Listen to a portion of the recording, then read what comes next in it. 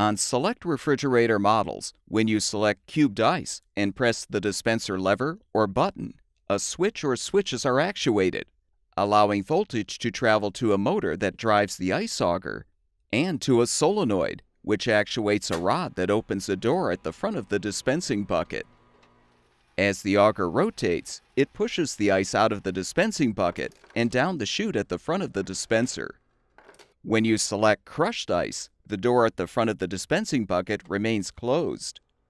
This diverts the ice cubes through a crushing blade system before the ice is dispensed down the chute. If the crushed and cubed ice selection solenoid is defective, the refrigerator may not dispense any of the ice. To help identify a faulty solenoid, you can use a multimeter to perform a continuity test on the component.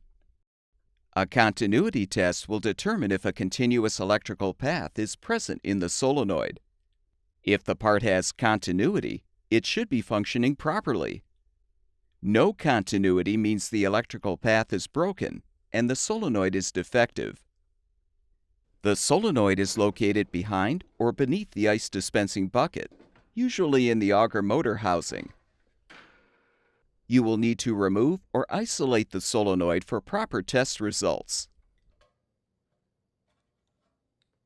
Rotate the multimeter's range selection dial to the lowest setting for ohms of resistance.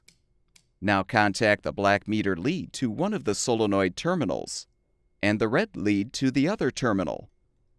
The meter display should indicate 20 to 70 ohms of resistance if the solenoid has electrical continuity. However, if the meter display shows little or no change, then the solenoid has no electrical continuity, and you'll need to install a new dispenser solenoid to fix the problem.